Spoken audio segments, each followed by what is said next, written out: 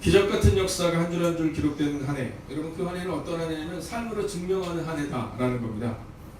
자, 이 역사라는 것은 뭐냐면요. 역사는 과거와 현재와 미래가 만나는 것이 역사입니다. 여러분 그 균형 잡힌 삶이 기적 같은 역사를 만들게 되죠.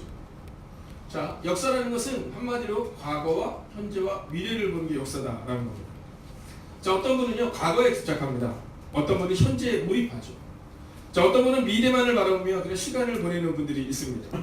그런데 기적 같은 역사는 늘 과거와 현재와 미래가 어우러져 있음을 우리 가운데 보여주고 있습니다. 자, 먼저 다윗이 골리앗과의 전쟁에서 승리하는 장면을 보십시오. 다윗이 골리앗과의 전쟁 가운데 있는데 근데 그곳에 많은 사람들이 있었거든요. 근데 그들은요 현재를 살아내지 못했습니다.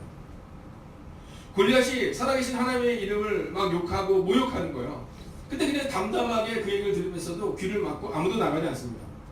자, 근데 그때 단 한 사람, 여러분 다윗이 나가죠. 다윗이 나가는데 아주 놀라운 장면을 그는 보여주고 있습니다. 그는 다윗이 골리앗과의 전쟁 가운데 있을 때 과거와 현재와 미래를 이야기하는 장면을 보여줍니다.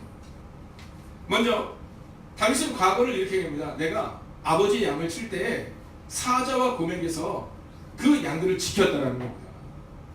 여러분 과거의 승리의 경험이 중요합니다. 저는 아이들을 양육할 때마다 이 작은 승리의 양육에 대해서 우리 교육부에도 늘 강조하는 편입니다. 왜냐하면요 이 승리했을 때 우리가 자꾸 그것을 북돋아줘야 되거든요. 이 승리의 경험이 과거의 승리의 경험이 자꾸만 있어야 그래야지만이 현재를 살아갈 때 힘이 납니다. 우리의 삶 가운데 과거에 자꾸만 실패를 경험하잖아요. 그러면 삶을 이길 수 없어요. 근데 중요한 것은 뭐냐면 과거의 승리를 경험해야 된다는 겁니다. 그래서 다윗이 고백하죠. 나는 사자와 고맥에서 나의 양들을 지켜냈다는 겁니다. 두 번째, 그는요 작은 아이지만 현재의 물맷돌을 준비합니다.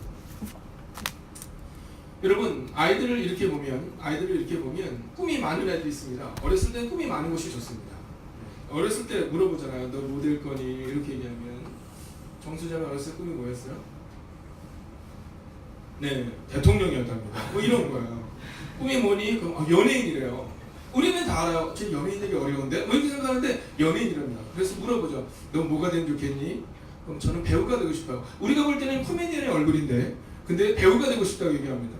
근데 그때 야 네가 무슨 이러면 안 됩니다. 그러면 안 돼요. 여러분 요즘에 영화 배우들 보세요. 여러분 요즘 영화 배우들 가운데 물론 예쁘고 잘생긴 사람들도 많지만 연기를 잘하는 사람이 많거든요. 어느 순간 바뀌었어요. 그렇지만 나이가 점점 자라나면 현실을 직시할 수 있도록 가르치는 게 필요합니다. 자기에게 맞는 거. 사울 왕이 다윗에게 옷을 벗어주거든요. 야, 내 옷 입고 가라. 근데 옷이 너무 커요. 다윗이 걷지를 못해요. 야, 내 칼을 써라. 칼이 너무 커서 질질 끌려요. 다윗이 뭐냐면 나에게 맞는 것을 내가 사용하겠습니다. 그리고는요 물맷돌. 자, 우리 어린이들 표현으로 해서 새총 같은 걸로 생각해도 됩니다. 자, 그걸 가지고 나가는 겁니다. 현재를 살아내는 거죠. 현재를. 오늘 여러분의 삶 가운데 엄청나게 큰 역사가 없을 수 있어요. 그러나 오늘 이 새벽 이 시간 하나님의 전 앞에 나와 하나님의 이름으로 우리가 기도하며 현재를 살아낼 때 여러분 저는 확신합니다. 여러분의 삶이 증명될 것입니다. 아멘. 여러분 생각해 보세요. 다윗이 물맷돌을 가지고 나갔지만 그것이 놀라운 일을 이룬 것처럼 우리가 기도하며 나오는 우리의 이 순간이 이 현재가 우리 미래를 만들 거라는 거예요. 자, 그리고 마지막으로 이 다윗이 미래를 말합니다. 뭐라고 말하냐면 너는 칼과 창과 단창으로 내게 나오지만 나는 만군의 여호와 이름으로 나아간다. 여러분 미래를 하나님께 맡기는 거예요. 다 그랬습니다. 그곳에 있는 사람들 중에 단 한 명도 빠짐없이 야 다윗 너는 망할 거야. 다윗 너는 교만해 이렇게 말했습니다.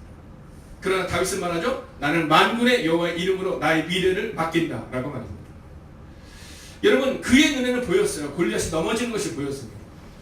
여러분 우리의 눈에 보여야 돼요. 우리의 눈에 보여야 됩니다. 우리의 미래가 보여야 돼요. 여러분 사랑으로 하나 되어 하나님의 꿈을 이루어가는 교회가 보이고 삶으로 증명하는 교회가 보이고 그리고 기적 같은 삶이 한 줄 한 줄 기록되는 미래가 보여야 한다라는 거예요. 아멘. 바로 그러한 과거와 현재와 미래가 우리의 삶 가운데 있을 때 바로 그때 삶으로 증명하며 기적 같은 역사를 쓸 수 있다는 거죠. 자, 오늘 제자들의 모습을 한번 보십시오. 이 제자들의 모습을 보면 이 과거와 현재와 미래 어디를 보고 있는지를 보여주고 있는데요. 자, 먼저 10절의 말씀을 보시면 이렇게 기록되어 있습니다. 올라가실 때 제자들이 자세히 하늘을 쳐다보고 있는데 자, 오늘 우리가 읽지는 않았지만 어제 보았던 구절의 말씀을 보면 이미 예수님이 올라가셔서 보이지 않는 상황이에요. 자, 구절을 보면 이렇게 읽습니다. 이 말씀을 마치시고 그들이 보는데 올려져 가시니 구름이 그를 가리어 보이지 않게 하더라. 이미 보이지 않는 상황이었다는 거죠. 그런데도 불구하고 제자들은 자세히 하늘을 쳐다보고 있다. 계속해서 하늘을 쳐다보고 있다는 겁니다. 과거에 주목하고 있다는 거죠. 여러분, 이미 하늘로 올라가신 예수님께서는 하늘로 올라가서 보이지 않음에도 불구하고 그들은 여전히 예수님을 바라보고 있다는 겁니다. 여러분, 저는 행복이 가득한 교회의 미래를 논할 때 저는 과거를 빼놓지 않을 수 없다고 생각합니다. 자, 지난주의 설교를 통해 저는 독일은 그들의 실패와 그리고 실수를 베를린의 중심, 여러분 대사관이 몰려있는 그 베를린의 중심에다가 설치했어요. 여러분, 우리가 유대인들을 학살했다, 여러분 그곳에다가 세워놨어요. 우리의 과거를 기억해야 된다고 세워놓은 겁니다. 여러분, 행복이 가득한 교회에 오시는 새가족들 중에는요, 교회의 아픔을 가지고 오는 분들도 많이 있습니다. 여러분, 현재 가난한 성도가 우리나라만 해도 수십만에서 많게는 200명까지 있다고 말합니다. 그리고 말씀하시는 것이 있어요. 그것은 뭐냐면 행복이 가득한 교회는 이름 그대로 행복이 넘친다고 말합니다. 여러분, 그러나 시간이 지나면 제가 말씀드려요. 꼭 그렇지만 않습니다. 우리 행복이 가득한 교회라는 이 이름에서 사실은 우리의 정체성을 보여줍니다. 우리의 교회도 3번이나 사실은 아픔을 겪었던 교회입니다. 그러나 그 3번이나 아픔을 겪었지만 그 3번이나 아픔을 겪은 그 상황을 넘어서서 사랑으로 하나 되어 하나님의 꿈을 이루겠다는 용기를 가졌을 때, 그때 하나님께서 우리 교회를 정말로 행복이 가득한 교회로 세워주셨다라는 고백을 합니다. 그러면요, 성도님들이 굉장히 마음이 편안해하세요. 왜냐하면 교회의 아픔을 겪으면서 교회를 옮기게 됐다는 그 아픔들이 있거든요. 그리고 이 교회는 잘 됐었고 나는 이 교회처럼, 이 교회 성도님처럼 하지 못했다는 마음이 있지만 사실 우리 교회 가운데도 그런 아픔이 있었다는 사실을 듣게 되면, 예, 목사님, 저도 이 교회에서 행복이 가득한 교회에서 누군가에게 행복을 나눠주는 교회가 되겠다고 이야기합니다. 여러분, 우리의 과거의 상처가 상처로 끝나는 것이 아니라 누군가에게는 또 다른 의미가 되고 있다는 거죠. 여러분, 행복이 가득한 교회의 이름은 우리가 행복하면 좋겠다는 이름을 가지고 행복이 가득한 교회라는 이름을 지었겠지만, 그러나 이 행복이 가득한 교회를 통해 우리는요, 누군가에게 행복을 나눠주는 교회가 되고 있다는 겁니다. 사랑하신 여러분, 우리의 교회는요, 섬기겠다고 다짐했어요. 사랑하겠다고 다짐했죠. 어떻게 살겠다라고 다짐했습니다. 그 다짐이 우리가 가지고 있었던 그 아픔들을 극복해 나가는 과정을 거치고 있다는 겁니다. 그리고 제가 새로운 분들에게 꼭 권면해요. 교회의 미래는 당신에게 달려 있습니다. 이제 이 교회의 미래를 우리가 함께 행복이 가득한 교회로 만들어 나갑시다 라고 말합니다. 여러분, 과거의 상처를 극복하지 않는 한, 또는 과거의 영광에 취해 현재를 직시하지 않는 한 우리는 변화를 이룰 수 없습니다. 오늘 제자들의 모습이 그랬던 겁니다. 예수님이 하늘로 올라가셔서 보이지 않음에도 불구하고 그들은 여전히 하늘을 바라볼 뿐이었다는 겁니다. 여러분, 어떻습니까? 저는 오늘 이곳에 있는 젊은이들과 특별히 사랑하는 장년 성도들뿐만이 아니라 우리 중고등부 아이들에게 있어서도 과거를 직시하고 그리고 현재를 살아내는 은혜가 임하기를, 과거에만 취해서 내가 예전에는 이랬는데, 우리 교회가 예전에는 이랬는데, 우리 가정이 예전에는 이랬는데, 왕년에는 내가 그랬는데, 오늘 제자들이 주님을 쳐다보면서 무슨 생각을 했을까? 야, 주님과 함께 살아낼 때 5,000명을 먹이는 떡을 먹이는 그 놀라운 기적의 광경 가운데 내가 있었는데, 여러분, 그들은 과거만을 바라보는 겁니다. 그런데 흰옷 입은 두 사람이 그들 곁에 서서라는 표현을 주목하십시오. 이제 그들이 뭐라고 말하는지 11절 함께 읽겠습니다. 함께 읽을까요? 시작. 이르되 갈릴리 사람들아, 어찌하여 서서 하늘을 쳐다보느냐? 너희 가운데서 하늘로 올려지신 이 예수는 하늘로 가심을 본 그대로 오시리라 하였느니라. 아멘. 자, 야, 왜 하늘만 쳐다보고 있느냐 얘기를 하는 겁니다. 왜 과거만 보고 있느냐 이렇게 얘기하는 겁니다. 그래서 오늘 이 두 명의 흰옷 입은 사람들은 이렇게 말합니다. 삶의 자리로 나아가라 라고 말합니다. 삶의 자리로 나아가라. 여러분, 예수님은 제자들에게 분명히 명령하셨거든요. 너희가 예루살렘을 떠나지 말고, 즉 예루살렘으로 돌아가서 성령을 기다리라 라고 말입니다. 너희의 삶의 자리에서 성령을 기다리라 라고 말입니다. 여러분, 이 제자들이 성령을 받았던 것은 바로 삶의 자리였습니다. 여러분, 이 제자들이 성령을 받았던 것은 이 감람산이 아니라 그들이 삶의 자리에서 예배자의 삶으로, 기도자의 삶으로 나아갈 때 성령을 받을 수 있었다는 겁니다. 흰옷 입은 두 사람이 선포하죠. 하늘로 올리우신 이 예수는 하늘로 가심을 본 그대로 오시리라. 여러분, 예수님은요, 재림에 대해 분명히 말씀하셨어요. 그리고 선포하셨죠. 내가 올 것이라는 거 말입니다. 여러분, 어떤 사람들은 어떤 사람은 예수님의 다시 오심을 볼 자들도 있다라고 성경은 기록하고 있습니다. 여러분, 예수님이 죽으시고 나서 다 흩어졌어요. 한마디로 말하면 증명하지 못했던 거죠. 그러나 오늘 히브리서 두 사람은 선포합니다. 예수님은 가신 그대로 올 것이니 이제 흩어지지 말고 너희의 삶의 자리에서 증명해내라 라고 말입니다. 여러분, 제자들이 정신을 차려요. 오늘 우리가 한번 성경을 가지고 계신 분들은 12절을 같이 한번 읽어보기를 원합니다. 12절 함께 있습니다. 시작. 제자들이 감람원이라 하는 산으로부터 예루살렘에 돌아오니 이 산은 예루살렘에서 가까워 안식일에 가기 알맞은 길이라. 아멘. 자, 이 말씀은 이번 주일날부터 보게 된 말씀이지만 오늘 성경을 보면요, 아주 재미난 표현이 하나가 나오고 있습니다. 그것은 뭐냐면 감람원이라는 산으로부터 예루살렘으로 돌아왔다는 겁니다. 여러분, 이 감람산이 어디입니까? 오늘 금요 성령 집회를 통해서도 이 감람산에서 기도하시는 예수님의 그 기도의 모습을 우리가 보게 되겠지만, 이 감람산이라는 곳은 어디냐면 예수님이 습관적으로 기도하셨던 곳입니다. 자, 성경에 보면 예수님이 습관을 따라 기도하러 올라가셨다라고 말할 때 그 올라가신 장소가 어디냐면 바로 이 감람산이요.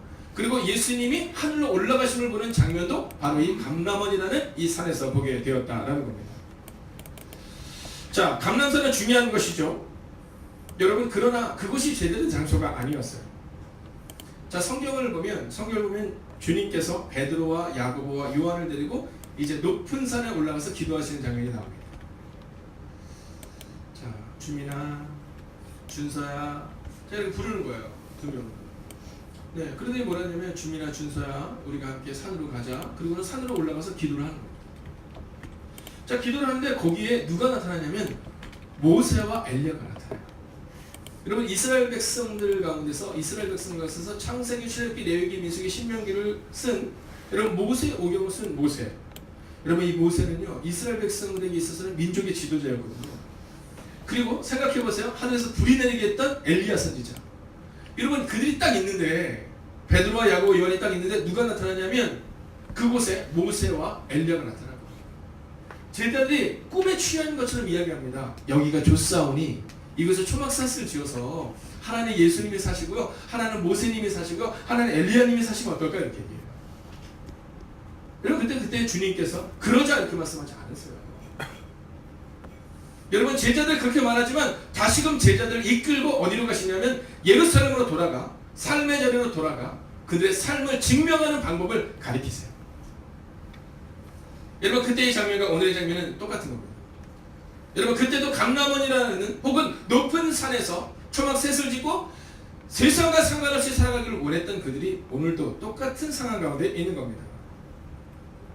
여러분, 저는 우리가 행복이 가득한 교회가 어떤 교회가 되기를 원하냐면 항공모함과 같은 교회가 되기를 원해요. 여러분, 항공모함에는요 많은 전투기들이 있어요. 근데 이 전투기들이 항공모함에만 있습니까? 아니에요. 이 전투기들이 정말로 전투기의 역할을 감당하는 것은요 전투할 때 있는 겁니다. 전쟁을 막 해요. 전투를 막 하다가 기름이 떨어져요. 그럼 어디로 돌아와요? 항공모함으로 돌아오는 겁니다. 여러분, 교회는 그런 곳이에요. 여러분, 교회에서 증명하려고 하지 마세요. 여러분, 교회에서 뭔가 위대한 일을 하려고 하지 마세요. 여러분, 교회에서는 성령 충만 받고 기도의 능력을 받고 세상으로 가는 거예요. 여러분, 우리 젊은이들이 교회에서 인정받는다고 끝나는 게 아닙니다. 여러분, 교회에서 인정을 받고 교회에서 능력을 받고 그리고 삶에 대해서 증명해야 돼요. 여러분, 삶의 자리에서 증명해야 될 사람들이 교회에서 자꾸만 증명하려다 보니까 문제가 생기는 겁니다. 여러분, 교회는 그냥 섬기는 곳이에요. 교회는 기도하는 곳이고요. 그리고 정말로 증명하는 것은 우리의 삶의 자리에서 증명할 수 있어야 된다는 겁니다. 아멘. 감람원이라는 산으로부터 예루살렘으로 돌아오니 이것은요 삶의 자리를 회개했다는 것을 말해요. 여러분, 저는 우리 행복의 각한 교회에 속한 우리의 젊은이들이 교회에서 은혜를 받고 끝나는 것이 아니라 교회에서 받은 은혜를 가지고 세상 가운데서 어떻게 살아낼 것인가를 고민하는 2019년이 되기를 바라요. 여러분, 치열하게 싸워야 되는 것은 교회가 아닙니다. 여러분, 교회에서는 은혜를 받고 삶의 자리에서 치열하게 싸워야 되는 거예요. 여러분, 교회에서 인정받는 삶이 아니라 교회에서는 은혜를 받는 것이고 그리고 삶의 자리에서 인정받는 삶으로 확장될 수 있어야 된다는 겁니다. 여러분, 요셉을 보세요. 다윗을 보세요. 느헤미야를 보세요. 여러분, 그들의 특징이 뭡니까? 그들은 삶의 자리에서 증명했다는 겁니다. 삶의 자리에서 증명해. 오늘 하나님은 우리에게 삶의 자리에서 증명하라고 말씀하고 있어요. 이제 감람산에서 예루살렘으로 돌아가야 한다고 말해요. 이늘 우리가 3주 동안 함께 기도하며 은혜를 받았다면 이제 우리의 삶의 자리로 돌아가야 한다고 말하고 있다는 겁니다. 여러분, 삶의 자리에서 성실함으로 살아내셔야 돼요. 여러분, 성령의 능력은요 우리 각자에게 나타납니다. 제가 아마 학부모님들에게 물어보면 우리 아이들이 어떤 삶을 살기를 원해요? 이렇게 얘기하면 성실하면 좋겠습니다 이런 얘기를 할 겁니다. 여러분, 성령의 능력은요 여러 가지의 모습으로 나타나는데요. 우리는 성령의 능력 없다 그러면 뭔가 방언을 하면 성령의 능력이 나타나는 거지만 성령의 능력의 모습이 나타났던 모습 중에 하나가 방언일 뿐입니다. 여러분, 성령의 능력, 성령의 권능을 우리가 원어적인 표현을 잘 보면 그것은 우리 가운데 있어서 힘을 이야기하는 겁니다. 여러분, 중고등부 아이들에게 있어서 힘은 뭘까요? 여러분, 이 아이들에게 있어서 힘은 성실입니다. 성실. 여러분, 성령님과 함께 동행하면요 성실할 수밖에 없어요. 여러분, 생각해 보세요. 우리 아이들이 왜 성실하지 못합니까? 여러분, 게임에 빠져서 성실하지 못하거든요. 근데 성령님이 계시다. 여러분, 어떻게 변화될 수 있을까요? 여러분, 성령의 능력은 지혜와 지식일 수 있습니다. 성경은 여호와를 경외하는 것이 지혜와 지식의 근본이다라고 말하는데요. 바로 그런 겁니다. 성령의 능력이 우리 아이들 가운데 오면 그러면 그 성령의 능력이 우리 아이들을 총명하게 만든다는 것이죠. 그러면 젊은이들에게 필요한 것은 무엇일까요? 우리 직장인들에게 필요한 것은 무엇일까요? 사업하는 분들에게 필요한 것은 무엇일까요? 여러분, 전문 직장인들에게 필요한 것은 무엇일까요? 여러분, 각자가 다를 겁니다. 바로 성령의 능력이라는 것은 교회에서 열심히 기도하는 것이 성령의 능력이 아니라 우리의 삶에 대해서 증명할 수 있는 힘을 주는 거예요. 제가 예전에 청년사역을 할 때 연구하는 친구들이 많이 있었습니다. 박사과정 중에 있거나 또는 박사학위를 가진 친구들의 예배를 인도하는 모임을 제가 예배를 인도했던 적이 있습니다. 근데 그 애들에게 고백하고 그 애들의 선포했던 게 바로 이거예요. 성령의 능력이 너희의 삶 가운데 너희의 삶을 바꿀 것이다. 근데 그 애들이 마구마구 고백해요. 목사님, 이번 주에 이런 연구가 있었는데 이런 연구가 있는데 이것이 풀리지 않는데 성령께서 주시는 1%의 영감이 우리의 삶을 바꿨다라는 거예요. 여러분, 성령의 능력은 그런 겁니다. 성령의 능력은요 교회에서 열심히 기도하는 것으로 끝나지 않고 우리의 삶의 자리에서 능력, 권능, 힘, 파워, 포스, 여러분 그것으로 우리 가운데 나타나는 것이 바로 성령의 능력이라는 겁니다. 사랑하신 여러분, 저는 오늘 이 새벽 이 시간 여러분의 삶 가운데 내가 다시 한번 삶의 자리로 돌아가겠다. 내가 권사의 자리로 돌아가서 내가 어떠한 권사가 될 것인가를 고민하겠다. 내가 어떠한 집사가 될 것이며 내가 어떠한 장로가 될 것이며 내가 어떠한 목사가 될 것인지를 고민할 수 있는 시간이 되어야 한다고 저는 믿습니다. 오늘 이 아침 이 시간 우리의 마음 가운데 삶으로 증명해야 돼요. 여러분, 교회 내에서 삶으로 증명하셔야 됩니다. 여러분, 장로라는 이름이, 권사라는 이름이 우리를 증명하는 것이 아니라 우리가 교회 내에서 어떻게 살아가고 있는가가 우리를 증명하고 우리를 보여줄 수 있어야 한다는 것입니다. 네. 오늘 아침 제가 새벽에 나왔는데 갑자기 제 마음에 그런 마음이 드는 겁니다. 야, 보물 같다. 보물 같다. 어떻게 하나님이 이런 보물 같은 사람들을 우리 교회 가운데 보내주셨을까? 하나님께서 우리 교회를 보물 같은 교회로 만드는 이유는 우리 교회가 보물, 즉 예수님께서 우리의 교회를 향한 꿈은요 우리 교회가 보물 같은 교회가 되기를 원하셨는데 그 보물 같은 교회를 만드신 것은 보물 같은 사람들을 우리 가운데 보내주기 때문이 아닐까 하는 마음이 들면서 제 마음 가운데 갑자기 형언할 수 없는 감사가 막 흘러넘치기 시작하는 거예요. 여러분, 지난 5년의 시간을 그리고 갑자기 생각하게 되는 겁니다. 여러분, 저의 마음에는요 사랑하는 형제 자매들을 향한 그 귀한 마음이 있어요. 여러분, 종종 사모님과 함께 이제 이런 얘기를 합니다. 지난 5년의 시간을 돌아볼 때 우리의 삶 가운데 감동을 주었다. 우리도 이렇게 감동스러운데 하나님은 어떠실까라고 생각했던 많은 분들이 있었어요. 우리도 이렇게 그분들을 볼 때 마음이 감사한데 하나님의 마음은 얼마나 흡족하실까 하는 마음들이 있어요. 여러분, 그리고 생각해보면 지난 5년의 시간 동안 하나님이 우리 교회를 세워 가신 이유는 바로 이렇게 삶으로 증명하는 감동을 주는 사람들이 있었기 때문이다라는 거예요. 사랑하신 여러분, 저는 이제 오늘 말씀을 마치려 합니다. 믿음의 사람들의 특징은 단순하고 명료했습니다. 삶으로 증명하는 사람들이었습니다. 저는 오늘 이 시간 여러분의 삶 가운데 바로 이렇게 삶으로 증명하는 삶으로 여러분의 삶이 기록되기를 원해요. 가룟 유다, 10명의 정탐꾼 사울, 두 가지의 특징이 있습니다. 첫 번째 특징은 뭐냐면 다 능력이 있었다는 거예요. 여러분, 12명의 제자들 중에 가장 똑똑했던 사람이 누구예요? 가룟 유다예요. 그래서 그에게 전대를 맡긴 겁니다. 즉 재정을 맡긴 거죠. 여러분, 이스라엘 백성을 가장 탁월했던 사람들이 누구예요? 12명의 정탐꾼입니다. 그래서 그들에게 정탐을 맡긴 겁니다. 여러분 이스라엘 백성들 가운데 가장 키가 크고 그리고 왕이 될 만한 사람이 누구였어요? 사울이었어요. 그래서 하나님이 그를 왕으로 선택한 겁니다. 그런데 그들의 특징은 뭡니까? 삶으로 증명하지 못했다라는 거죠. 여러분 오늘 우리의 마음 가운데 혹시 목사님 저는 연약한데요? 목사님 저는 너무나 가진 것이 없는데요? 저는 너무나 부족한 아니 괜찮아요. 여러분 하나님은 능력을 통해 우리를 일하지 않으세요. 만약 하나님의 능력을 통해 우리를 일하기를 원하셨다면 여러분 예수님이 이 땅에 오셨을 때도 제자들을 부르실 때 바다로 가지 않았을 거예요. 용서하고 들으시기를 지금은 어부 그러면요 해양대학도 나와야 되고 여러분 많은 것들을 공부해야 됐지만 그 예전에 지금부터 2000년 전에 어부는요 굉장히 낮은 로소사이어티라고 말해서는 낮은 계급의 사람들이었어요. 여러분 서기관들을 향해서 가지 않아요. 여러분 능력 있는 사람들을 향해서 가지 않아요. 순종하는 삶으로 증명할 만한 사람들 향해서 나아가요. 그리고 그들을 제자로 부르셨다라는 겁니다. 아니 저 베드로가 저렇게 말을 잘했어? 아니 저 베드로가 저렇게 말씀을 잘 알았어? 라는 표현을 써요. 그 얘기는 뭐냐면 베드로는요 사람이 볼 때 저 어부다 라고 표현하는 것은 사실은 그 당시에 굉장히 낮은 계급의 사람이었기 때문에 여러분 능력을 말할 만한 사람이 아니었다는 거예요. 여러분 다윗 어떤 사람이에요? 생각해 보세요. 여러분 선지자가 왔는데 우리 같으면 보여주고 싶을 거 아니에요. 생각해 보세요 여러분. 하물며 문재인 대통령을 만나도 막 그냥 뭐 가족들 부른다면서요. 그런데 선지자가 온 거예요. 근데 그곳에 부르지 않은 사람이 누구예요? 다윗이에요. 그리고 그를 향해서 뭐라 그래요?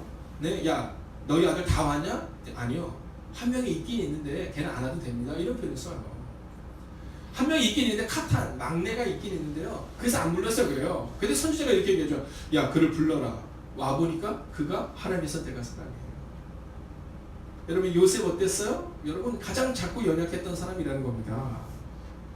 사랑하시는 여러분, 우리가 삶으로 증명할 때 우리의 능력만큼 하나님이 일하시는 것이 아니라 우리의 믿음만큼, 우리가 하나님을 신뢰하는 그 신뢰만큼, 우리가 능력이 커서 하나님이 우리를 통해 일하시는 것이 아니라 우리가 하나님을 신뢰하고 하나님을 믿을 때 그 믿음의 크기만큼 하나님은 우리의 능력을 확장시키신다라는 거예요. 그렇기 때문에 오늘 이 아침 이 시간 우리의 마음 가운데 혹시 절망과 좌절을 가지고 나왔다 할지라도 우리의 자녀들을 향해 우리의 가족을 향해 여러분 안 될 것 같은 마음이 있다 할지라도 여러분 확신하세요. 만약 여러분이 오늘 요셉처럼 다윗처럼 베드로처럼 주님을 신뢰한다면 우리는 삶으로 증명하는 2019년을 살아가게 될 줄로 믿습니다. 아멘. 기도하겠습니다.